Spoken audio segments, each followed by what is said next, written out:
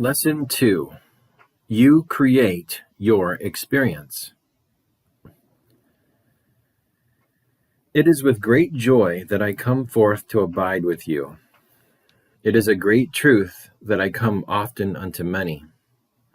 But because of what you have learned in your world, you have often believed me to be a figment of your imagination. The voice that steals quietly through the space between your own thoughts, you think to be but an illusion. Yet I say I come often unto many. I come not alone to communicate with you. There is, in truth, a host of friends that come to create a vortex, a circumference of energy.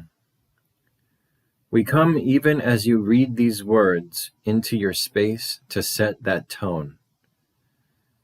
If you would well receive it, there are many friends unseen by physical eyes that have come forth to contribute and to support this communication. Why is that important? Always, in each and every moment of your experience, you as a soul, as a divine spark of consciousness, are deliberately choosing to create forms of communication. What you perceive is communicated always. You do it with the raiment that you place upon the body. You do it with your gestures and the sound of your voice. You do it with the very culture and time frame in which you incarnate. You are constantly and only creating forms through which you communicate. Communication is the attempt to rest in communion with creation. What you are choosing to perceive, believe, and accept as true will be radiated through you, through your communication devices, which includes the body, that you might transfer your perceptions to another, that they might know who you are and which voice you are committed to. I have often said that the body is a teaching and learning device, and all forms of communication affect the process of teaching and learning. When you arise in the morning, the first thought that makes a home in your mind, you will act on. You may stretch the body, you may smile, you may frown, you might be filled with peace, or you might feel the weight of the world. These things come not because you have perceived them outside, but because you have allowed them inside the depth of your consciousness that remains pure and undefiled and radiant beyond all boundaries forever. As that thought makes a home in your mind, you literally begin to transform the communication device called the body into that which carries, expresses, and reflects what has come to make a home within your mind. Remember, please, that the mind is not where the body is. It does not abide within the body, but the body does abide within the field of your mind. Communication is creation. These two are one and the same. Therefore, if you would create well, ask only, what am I committed to communicating? What will my creations express? What will my creations convey to others? For what I seek to convey reveals what I believe is the truth of myself to the world. Therefore, beloved friends, as we begin to focus on, to refine, to deepen, to mature in the way of the heart, it is wise to begin at the beginning. The beginning of this pathway is simply this: you are as God has created you to be.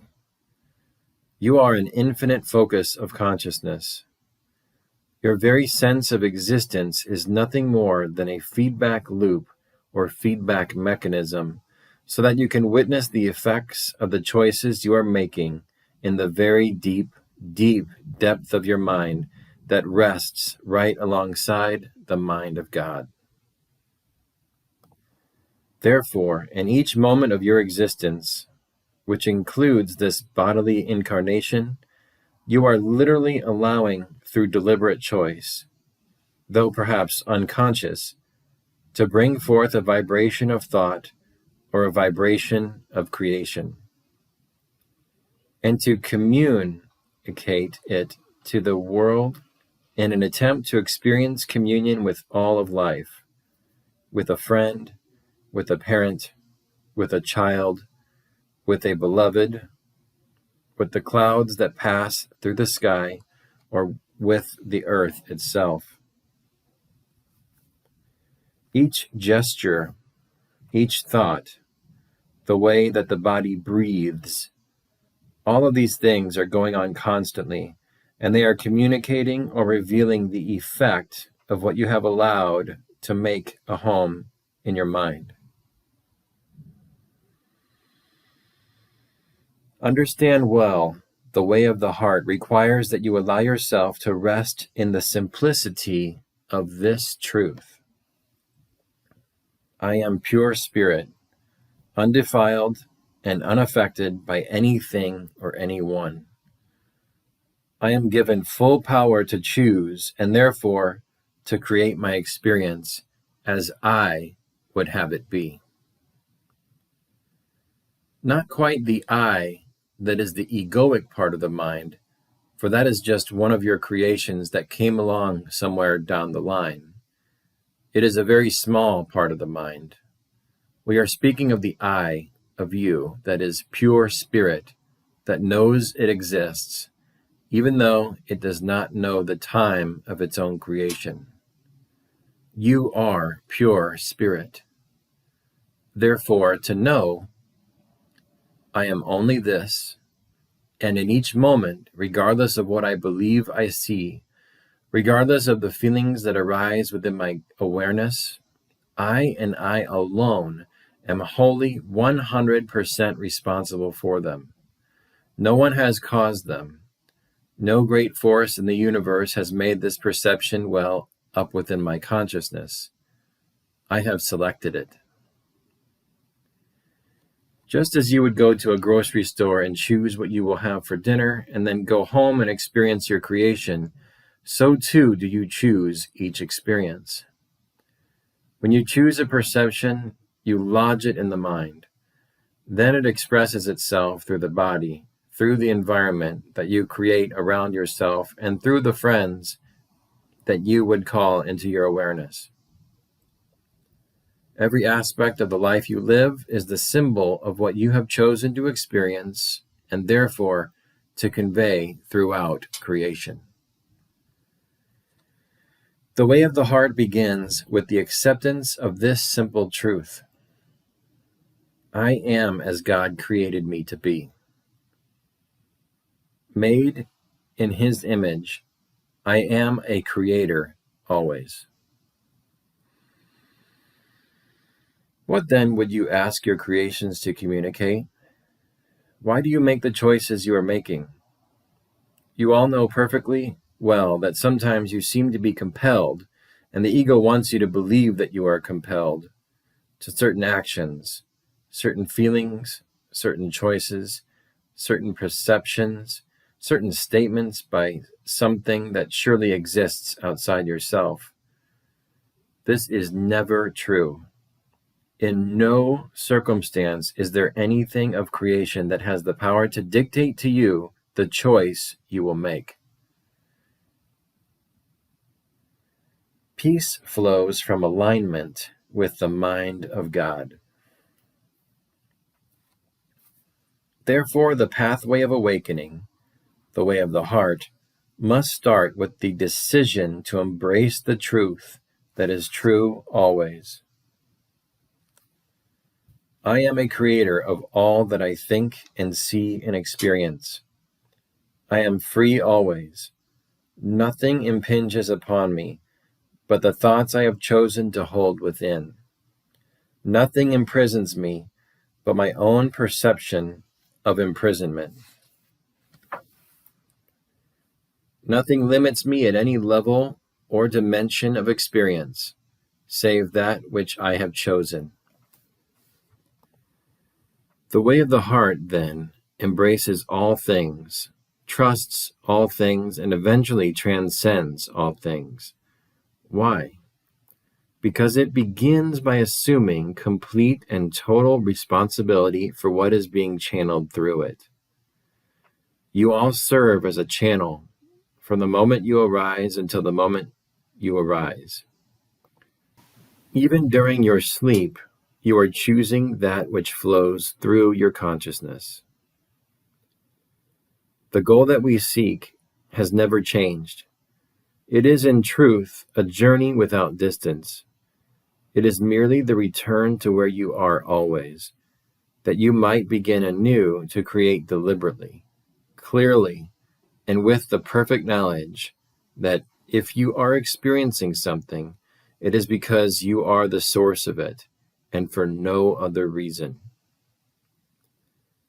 The way of the heart is not a way of gaining power. It is not a way in which you will finally be able to make the world be what you want it to be. Rather, it is that pathway in which you learn to transcend and to dissolve from your consciousness every perception, every thought which is out of alignment with what is true. The thought of death is out of alignment. The thought of fear is out of alignment. The thought of guilt is out of alignment.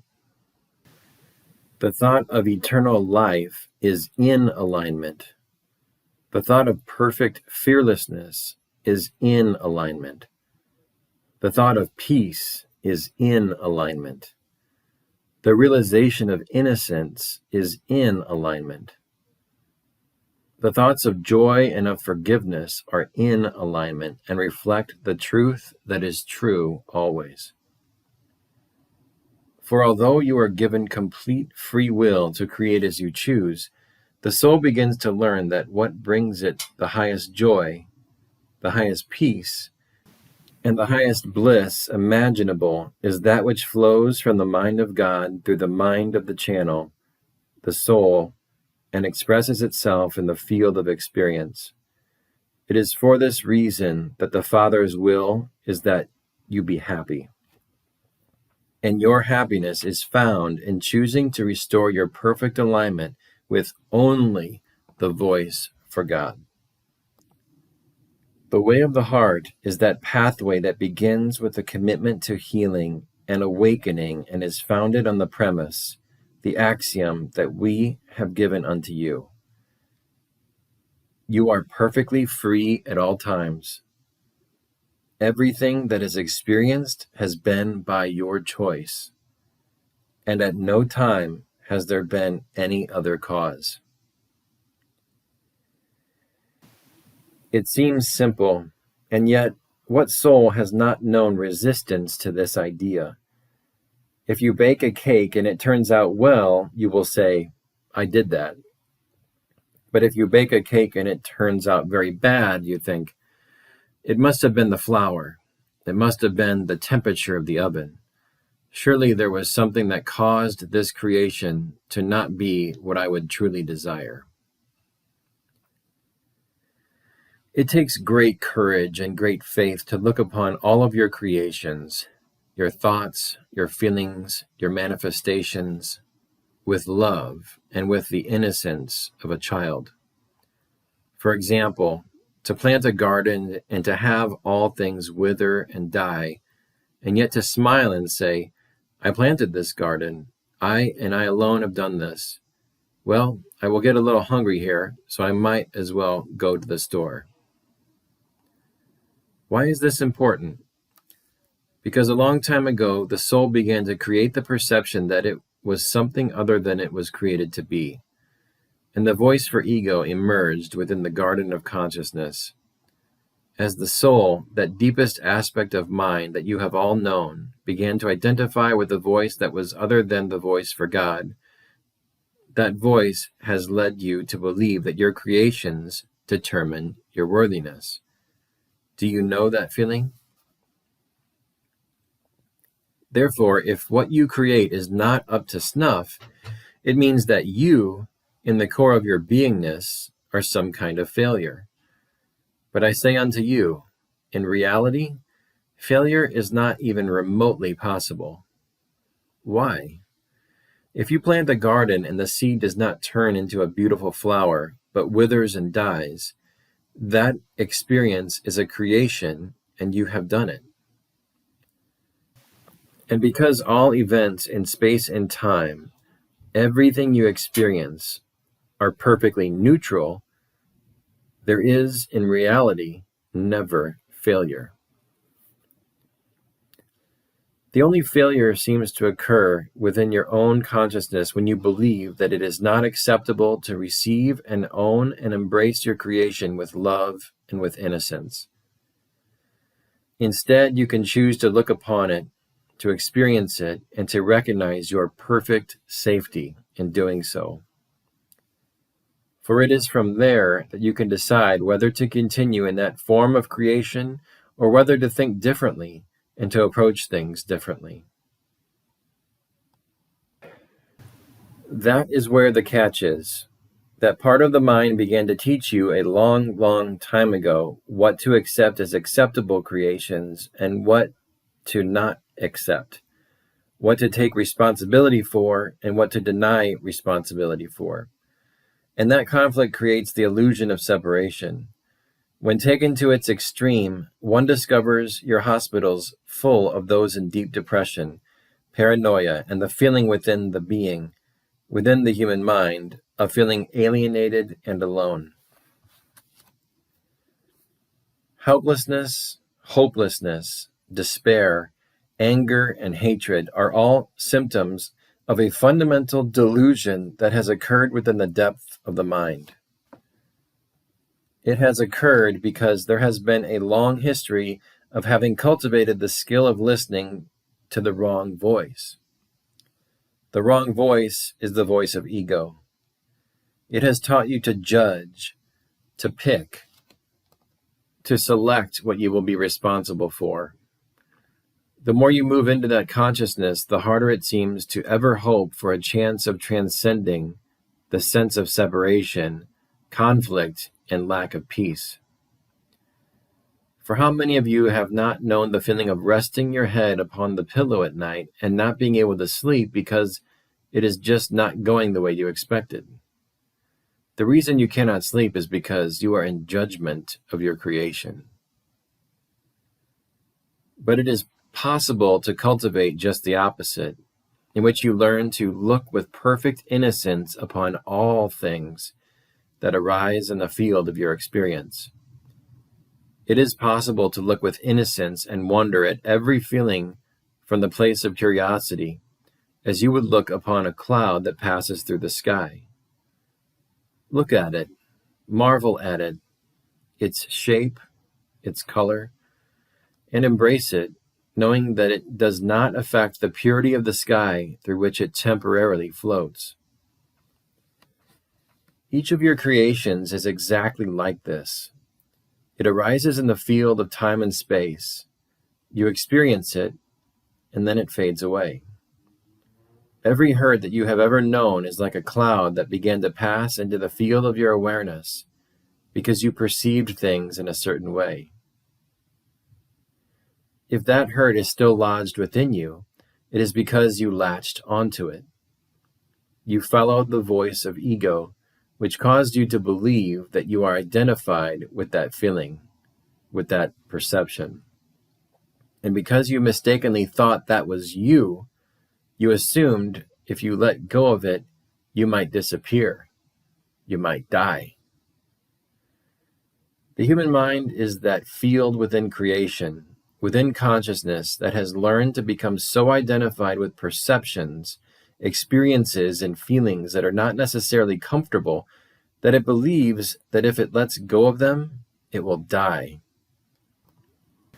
From our perspective, as we look upon the energy fields of those of you still identified with this dimension, it looks as though you are gripping, causing energy to condense. Your knuckles are white, trying to hold on to limitation and guilt, to unworthiness and doubt. You seek innocence and peace.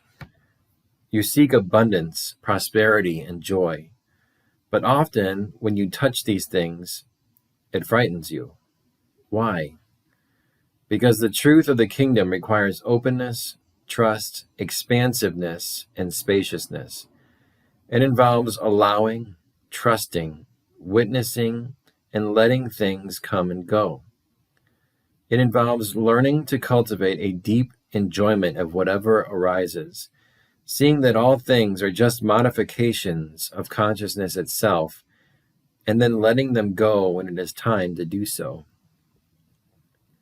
Rest assured, there is no one, not a single soul, who has ever discovered something that was birthed in time that did not also end in time. How much of your suffering comes because you are clinging to a lifeless past and insisting that you carry it with you still? You are doing that because in the past, you became identified with the clouds that were passing by and claimed that as your own identity. Therefore, if you release it, it will mean that you must change. You must go on. Creation itself that flows from the mind of God is ongoing forever. You will never cease to be. You will go on forever and forever and forever and forever and forever. You will go on forever exactly as you are now. Or you can allow the mind of God to flow through you, carrying you to an ever greater expansiveness and deepening your awareness of the infinite loveliness of the power of the mind of God. Mastery arises from innocence. In these lessons, we will create a system or a pathway upon which you can walk to deliberately cultivate the quality of awareness in consciousness necessary to stabilize that awareness, so that you can bring it to each and every moment of your experience. Imagine then being able to experience whatever arises without losing the sense of spaciousness, innocence, and ease that you now experience in fleeting moments. For instance, know you the experience when things are going well, you are singing a happy tune and life seems to be moving ahead? Imagine that same quality of trust, faith, and certainty of purpose, even when the buildings are crumbling around you and the bank account has gone dry. Imagine being able to look at those events with the same sense of innocence and wonder with which you would look into the eyes of your beloved. For such a quality of awareness is perfect mastery. Within it are discovered perfect peace, perfect freedom, perfect joy, and uninterrupted communion with all of creation. And if you would well receive it, that quality of feeling intimately one with all of creation is what you have been seeking as a soul since first the identification with the creation called ego began. For that creation created conflict and separation. Everything you have ever attempted to do since has been an attempt to overcome separation and to gain back what you felt you had lost.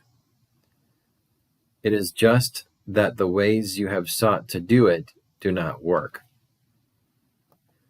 The world of conflict, fear, guilt, and unworthiness, and the world of the kingdom lie side by side within your own mind. The eye of the needle that one must pass through is the recultivation of the innocence of a child. It is for this reason that I often taught, become again as a little child to enter the kingdom. The cultivation of the way of the heart is that pathway whereby you deliberately and consciously choose to become again as an innocent child, just as you were in the beginning before you ever created and then incarnated into this dimension of experience that seems to be so permeated by a sense of conflict and separation. What you decree is. I would ask you now to begin to put this into practice. So wherever you happen to be, stop for just a moment and truly become aware of where you are. Where are you? Are you not having the experience of seemingly being within a body? Do you not seem to be abiding in a room somewhere? Are you not within an environment in which there are certain weather patterns going on around you? Perhaps there are sounds coming into your ears. Can you truly be aware of where you are now? Can you feel the weight of the body as you stand upon your feet or sit within your chair? Do you notice the tension in the neck? Do you notice the racing of the mind, if that is going on? Can you begin to bring awareness to exactly what is from a place of innocence and non-judgment? You have a saying in your world, "It is what it is." That is the beginning of wisdom. You will discover that what is what you have chosen to make out of it. Be therefore where you are now and deliberately decide to accept wholly that what you are experiencing in this very moment has no cause whatsoever except your choice to experience it. Rest assured, whatever the mind may try to say, if you did not wholly want to be right where you are, you would not be there. If you are in a body in the field of space and time, rest assured, if you desired it, you chose it, and it is here. Begin here. There is no need to judge it, no need to ask it to be different. Just truly be aware of what is. If you are feeling the body sitting in a chair, allow this thought to come into the mind. I have literally created this experience. Something within me is so grand, so powerful, so vast, so beyond anything that scientists have ever come up with, that I have literally crystallized into the field of experience an awareness of being a body in space and time. It has come forth from the field of my consciousness, the gift to me of God, who asks only that I learn to create as God creates. I have said many times that the Father looks upon you and says, "This is my only creation, and it is very good." For the Father marvels at what you are, knowing perfectly well that what you are emerged from her holy mind. Likewise, look upon your creations and marvel. How is it that you could abide in this time frame on this planet? How could it be that you can place yourself behind the wheel of an automobile and actually get it from point A to point B? That is a mystery and a marvel, and no one knows how it is done. Yet it is done. The reason it is done is that all power has been given unto you, and what you decree is. A man or a woman shall decree a thing, and it shall be so. You have decreed this moment. Own it. For by owning it, right now, you can begin to sense the incredible and awesome power that flows through you in each moment. It is the power to create. Begin by choosing now to cultivate the practice in this manner. Set the intention so that in each hour of your day, For 3 to 5 minutes, you practice bringing this quality of awareness to exactly whatever you are experiencing when the thought arises to do the practice. Where does that thought come from? Imagine you are going through the day and you have been hustling and bustling about. You have gone to your office or your work. You have talked to friends. You have bought groceries. You have done all of these things, and suddenly the thought appears, oh, focus on being aware that I am literally the creator of what I experience. Do you think it just happened by accident? No. The thought is penetrating your conscious awareness from the depth of your mind that rests right next to the mind of God. Therefore, the power to generate that very thought is the effect of God's will entering into your field of being, penetrating the veils of distraction and shining forth as the thought. That's right, 5 minutes every hour. Can you feel the awesomeness of that? For you are linked to the mind of God, and God knows how to bring you back to complete freedom, perfect peace, and mastery of this entire realm. Those who truly love God and would truly awaken will feel something compelling them to master this simple practice for 5 minutes of each hour. They will learn to delight in and look forward to it. Pretty soon, those 5 minutes will stretch into 6, then 10, 15, and 50, until finally there is established in their awareness the unchanging realization that everything that arises, they have decreed it, and so it is so. 5 minutes every hour is not much to ask. For 5 minutes every hour, be as you are created to be, a creator, decreeing that which brings forth experience. Never again allow yourself to say, well, I'm really here because I have to be. I'm really just doing this because it's what I have to do. Take the words ought, should, must, and have to, and write them on a piece of paper. Look at them. Then light a match and light the corner of the paper and let the paper burn and dissolve to dust. It is a symbol of allowing the energy you have given those words to become again as the dust or the ash of the ground. Clear from your consciousness all identification with such words, for all of them are denials of reality. Many times I have shared with you that you need do nothing. Listen to those words and take them into yourself as though they are your own voice, because they are. I need do nothing. You do not have to survive. Whoever told you that you had to? You do not have to make everybody happy. Whoever told you that you had to? Whoever told you that you could make anybody happy? You do not have to abide as a body in space and time. Whoever told you that you had to? You do not have to pay your bills. Who told you that? You literally need do nothing. It is quite different than wanting or choosing to do something. You do not need to love your parents. You do not need to honor your father and your mother. You do not need to worship me or love me. You do not need to love yourself. You literally need do nothing.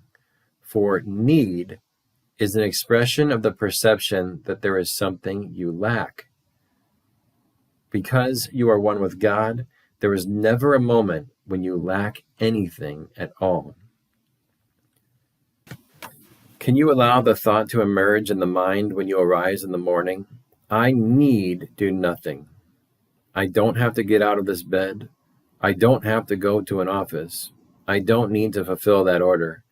I don't need to say good morning to my mate. I literally need do nothing. For how can there be the power of freedom to choose and to create when you are being governed by the belief of the world that you must be a certain way? The belief that you need to be acceptable to others, that you need to conform and fit in, that you need to dress the way others dress, and that you need to be committed to surviving an extra day upon this plane. There can be no freedom where there is need. Practicing the first two axioms. These are the first two axioms of the way of the heart, to be built on, to be remembered, and to be cultivated daily. I am created as my Father created me to be. I am free, and nothing sources my experience but me in each moment. Nothing has an effect upon me whatsoever, save that which I choose to allow to affect me. I need do nothing. In the beginning, we would suggest that you practice this second axiom in the morning and in the evening, as you are rising and as you are retiring. At least twice in each of your days, we ask you to cultivate for 5 minutes the repetition of this thought so that you feel it in your bones. I need do nothing. It will come as quite a shock to your consciousness. The mind will say, but I have all these things I have to do. What about this? And what about that? Oh my goodness. Will the world stop spinning if I stop needing? That is up to the world, not up to you. The power of these first two axioms will be what everything that follows is built on. Yet everything that follows is merely a way of watering those two axioms and making them the anchor of your awareness. For when the anchor is firmly in place, you will literally create whatever you so desire from perfect freedom and from perfect deliberateness. You will even transcend miracle-mindedness. For miracle-mindedness is still a stage of perception just short of mastery. Mastery comes when you know that you are literally and deliberately creating. There is nothing miraculous about it. You will decree a thing, and it shall be so. That is to create as God creates. For while he marvels at you, he knows perfectly well that your creation was not a miracle. It was very deliberate, born from the pure radiance of love. God does not sit on his throne and say, I wonder if I am worthy to create my children. I wonder if I am worthy to express myself through the divine spark of consciousness that they are. Never does it enter into the holy mind of God, I wonder if it is okay that I create a solar system. God receives a thought, or a thought emanates within his holy mind. He decrees it, and it is so. And he looks upon all things and says, it is very good. Exercise in conscious creation. The third and last exercise that we would give you in this lesson is this. Choose something that you do every day that you are convinced is so utterly ordinary that it certainly does not hold any power or any spiritual meaning whatsoever. It could be something as simple as having a glass of water, brushing your teeth, or yawning. Pick something that you know you do every day and decide to make that the focus of your worship, so that when you do it, you stop and say, it is very good. Even if it is something as simple as raising your head from the pillow, become aware of it, own it as self-created, and as you contemplate that action, say to yourself, it is very good. I have done this, and it is good. I have created. Again, those that are truly committed will find that they begin to enjoy this process, and they begin to apply it more and more to other events in their lives. They begin to reawaken the childlike joy of building a castle in the sandbox. For in truth, that is all you are doing here. Consciousness is your sandbox, and you are creating castles. You have simply forgotten to enjoy them. When you want to be rid of them, you now lament, "Oh, but if I give this up and change my mind and move on, what will happen to my creations? What will others think of me if I act like a child and just take my little plastic shovel and knock the castle down and go in and have a sandwich for lunch? What will people think of me? Will I fit in? Will I be accepted? Will I be judged? Will I be persecuted? Who cares? For the opinions of others mean nothing, unless, of course, you want them to mean something." Now we come to what concludes this lesson. What blocks you in your mind? For even as you are reading this, you may recognize a resistance. That resistance is the energy of fear. What will happen if I follow this path? That part of your mind called the ego will rise up to tell you that if you listen to the one that some have called the savior of the world, it will take you to a path of destruction. That is because the voice of ego knows that it will be destroyed if this path is followed. You, the reality of who you are, cannot be destroyed. That resistance is fear. And fear is one of the energies out of alignment with the truth of the kingdom. Therefore, fear not, but continue in faith.